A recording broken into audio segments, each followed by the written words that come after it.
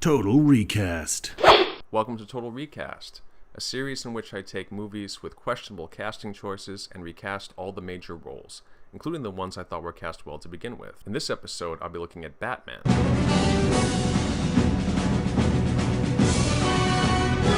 The 1989 film starring Michael Keaton, Jack Nicholson, and Kim Basinger. Batman was the highest grossing film of that year, thanks in part to a massive advertising campaign. First, let me say that Batman is a good movie. If you're not a fan of Batman or Tim Burton, I still suggest you give it a watch, because it is a very well-made film. There will be spoilers, so if you haven't seen Batman, I suggest you do so before watching this video. Criticisms of Batman generally stem from the liberties taken with the source material, particularly the Joker killing Bruce Wayne's family and Alfred revealing Batman's identity to Vicky Vale. But I don't think these choices ruin the movie. Though as a fan of Batman, I can understand how some take objection to the altering of the mythology. Many actors were considered for the role of Batman at the time. Supposedly, Burton's first choice was Pierce Brosnan of James Bond fame. Brosnan was dismissive of the role, considering the whole thing rather silly.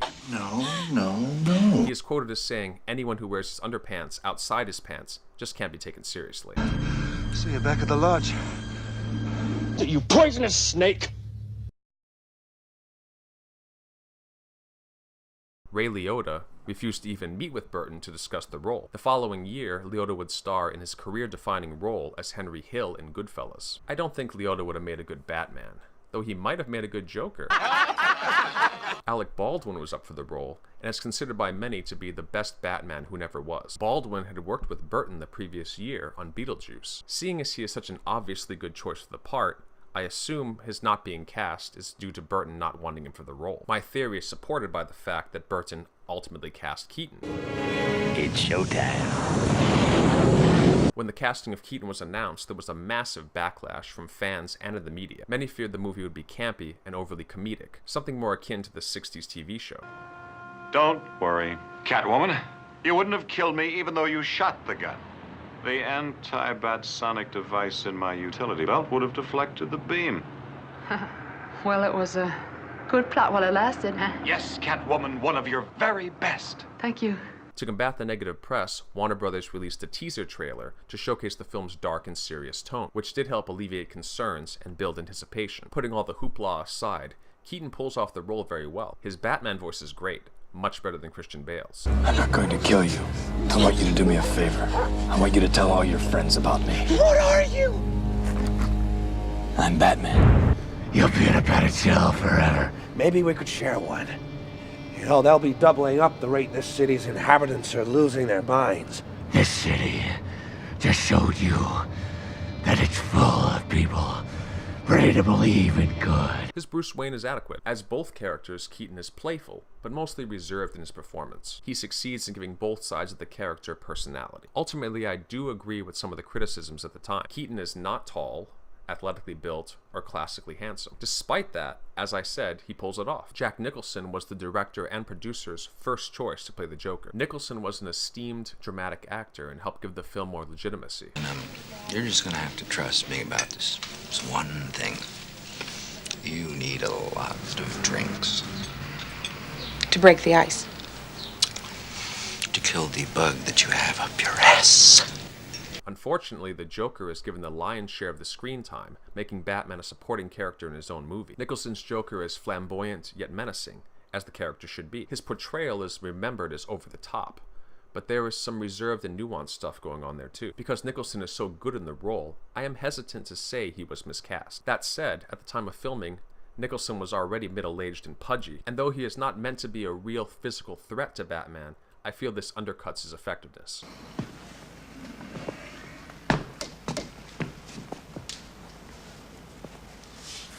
You look fine. I didn't ask. Kim Basinger plays Vicky Vale, an early and lesser-known character from the comics. I enjoy Basinger in the role. Written as little more than a love interest slash damsel in distress, Basinger injects a lot of life into the character, thanks largely to her natural charm. I am the world's first fully functioning homicidal artist. What do you want? My face on the $1 bill.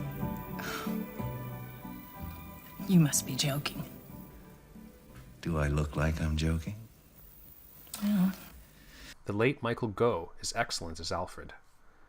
I will not be recasting his role, but I will say that it might have been nice to see the late Adam West in the part. The only major supporting role is that of Alexander Knox, a newspaper reporter who is the first to give credibility to the Batman sightings. He functions as a buddy character for Vicky Vale as he vies for her affections, then is forgotten for most of the film, appearing only briefly at the start of the third act. Knox is played by Robert Wuhl, a comedian who popped up in small roles in the 80s and 90s. I assume a lot of his part hit the cutting room floor, to make room for Nicholson flailing about to second-rate Prince songs. Knox is supposed to be the character that makes Bruce Wayne look superior by comparison. It seems this was not understood because Wuhl, taller and broader than Keaton, makes him look small. Other characters from the comics, like District Attorney Harvey Dent and Commissioner Gordon, are in the film, but their roles are so small that they're hardly worth mentioning. I did not re-watch Batman before making this video. I have seen the film many times and felt that I remembered it accurately. In compiling clips for this video, I realized that I forgot a few things, and thus I have a few addendums. The character of Alexander Knox is actually in the film more than I remembered. The absence of his return at the end of the film I felt was a glaring omission. I wanted a scene in which he wraps things up with Vale and she gives him a kiss on the cheek or something along those lines. It turns out that exact scene is in the film. Take care, Allie. Also, Commissioner Gordon and District Attorney Harvey Dent have slightly larger roles than I remember. Whether this is more representative of my memory or the treatment of the characters, I leave for you to decide. So, I'll be recasting Knox, who is well cast, but underrepresented as a character. Joker, who is well cast, though too old and fat. Vale, who is well cast. And Batman/Bruce Wayne, who is miscast, but very effective. Let's get to it. First, the wisecracking reporter who talks to people's legs. Hello, legs. Alexander Knox. Billy Crystal. In the 80s, Crystal was a popular stand-up comedian and Saturday Night Live cast member. Used to love to see Dick introduce those kids from Philadelphia. Hi, Dick Clark here from American Bandstand. Please tell me what your name is and how many pimples you have. Remember that? Sal Benuso, 19. He starred in successful comedy films like Running Scared and Throw Mama from the Train. His breakout leading role came the same year as Batman, 1989, in When Harry Met Sally. One can assume that starring in that film did more for his career than a supporting role in Batman would have. Crystal's a funny guy, and may have been able to earn himself some more screen time. He's a small guy and a fast talker. I think he could really nail the role of newspaper man in the 1930s throwback world of Batman. Paul Reiser. Reiser is probably best known for playing the guy married to Helen Hunt on Mad About You. Why don't they just call it a casserole? I mean, why do that to people? Because they're bastards and they hate you. Which I assumed is aimed at the audience that found Frasier too edgy. Honestly, I don't even know why I try. But in the 80s, he played assholes. Reiser played an irritating asshole in Beverly Hills Cop. Then he played an evil asshole in Aliens. Then returned for Beverly Hills Cop 2, playing an asshole with too much screen time. Knox is the kind of role Reiser was born to play. Even Keaton looks like a badass next to him. Speaking of whom, Michael Keaton. That's right. Keaton's my third candidate for Knox. Though Beetlejuice increased his star power, Keaton should have never been cast as Batman. I assume Burton wanted an actor he could relate to, as opposed to one that reminded him of kids that beat him up in middle school. I'm not knocking Keaton. I think he's a fine actor. You fired these guys after all they contribute. Jack. Ah, don't jack me. After the support. Jack. Oh, man, after the devotion they gave you. You're fired, too. Now, you fired me. I'm fired? You son of a... No! I'm putting him on the Knox list because I think he'd be great in the role. Being that he was on good terms with Burton, we might have wound up with a character that got his due. Also, keeping both Keaton and Nicholson in the film might have helped pave the way for an unknown Batman, which I think would have been a good way to go. Now for the photojournalist who gets busy on the first date, Vicky Vale. Meg Ryan. Ryan had a hit that year playing Sally to Billy Crystal's Harry, because in the 80s and 90s, quirky Jewish guys with receding hairlines were just the dreamiest. Previously, she was in Top Gun, playing the Swan to Anthony Edwards' Goose. Hey, Goose, you big stud! That's me, honey. Take me to bed or lose me forever. Show me the way home, honey. She was also in the forgotten gem Inner Space with Martin Short and then husband Dennis Quaid. Ryan is a very good actress and would have breezed through the role of Vicky Vale with the energetic yet effortless brand of likability she brings to most of her roles. Sharon Stone, though on the other end of the likability spectrum from Ryan, Sharon Stone is smoking hot, which is a big part of how the character of Vicky Vale is written. Seriously, every guy in this movie is driving pretty hard for her Batcave. Good evening, ma'am. A little crowded. Thanks, Amy. Huh? Oh, certainly. Yeah. Vale, will you marry me? Nope. Will you buy me lunch? Maybe. I eat light.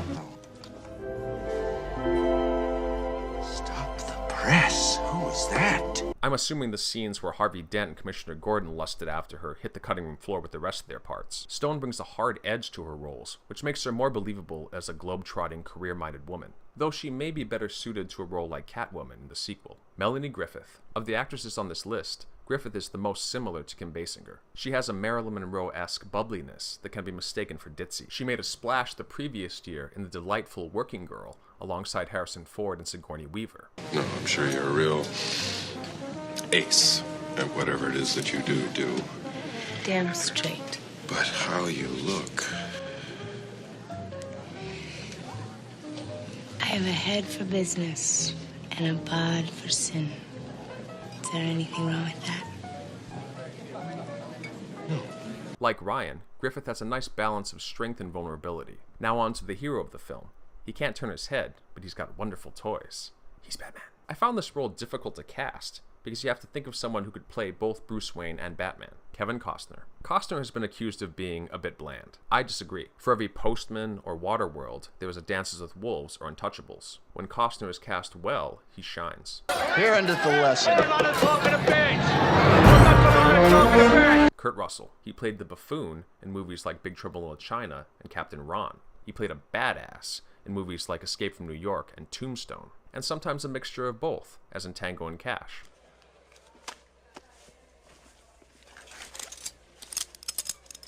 Hey! That crapper is mine. I see, and what am I supposed to use? I don't give a shit. You just don't use that. Okay, bud. We're gonna get one thing straight right now. That is yours. Bruce Willis. The year before Batman, Willis made the transition from comedic TV actor to action movie star with Die Hard. Since then, he has frequently played the smart-ass tough guy. Like Russell, he has a real knack for balancing action and comedy. Some of you out there may be too young to remember Bruce Willis with hair. It's not a myth! I've seen it! On to the villain and real star of the movie, the Joker, Willem Dafoe. Dafoe has played a lot of bad guys, and played them well. He's got over 100 acting credits, and I don't feel he gets the recognition he deserves. I think the best roles tended to be villains, if you're not conventionally good-looking or conventionally charming. And so those were the juicy roles. So I think that's really where I made my reputation. And then, for example, studio movies, industry movies, they want you to repeat that success. Dafoe often pops up in small supporting roles, proving there's no such thing as small parts, only creepy actors. Christopher Walken, like Nicholson or Pacino, is one of those actors you recognize just by hearing their last name. And like those actors, he's played a caricature of himself so many times, you forget that he was once a serious dramatic actor. Those of you who have seen Walken's work in the 80s and 90s know how good he is. If any of you are tired of getting ripped off by guys like that,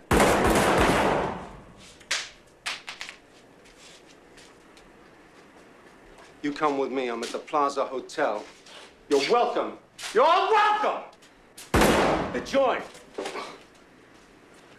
James Woods. Woods, like Dafoe, doesn't seem to be regarded as a great actor. I think he's fantastic. One of my favorite performances of his is in Bestseller, where he plays an assassin trying to convince cop-turned-novelist Brian Dennehy to write his life story.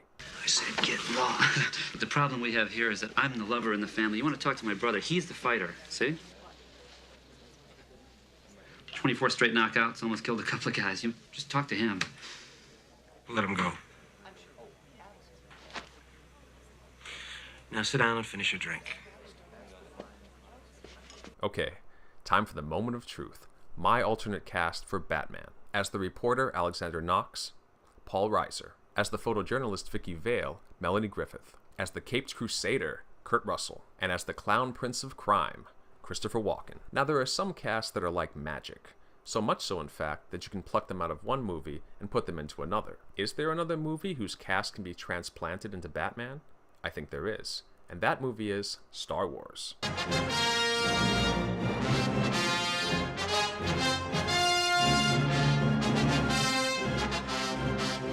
What do you think? Anthony Daniels as Knox. Because once I'm in the costume, It had taken so long to get inside that they were kind of loath to let me out of it. Carrie Fisher is Vicky Vale. Okay, now, everybody just act normal. Harrison Ford as Batman. Don't call me Junior. And Mark Hamill as the Joker. Now hold on to your hat and watch those valuables. It's going to be a bumpy ride. Would that work? I think it would. Well, that's it for me. Please share your thoughts in the comments section. Perhaps you have an alternate cast that's better than mine. If you like this video, click that thumbs up. If you want to see more videos like this, then please subscribe. And make sure to hit that notification bell so you'll be alerted when a new episode comes out. Until next time, thanks for watching. Total Recast.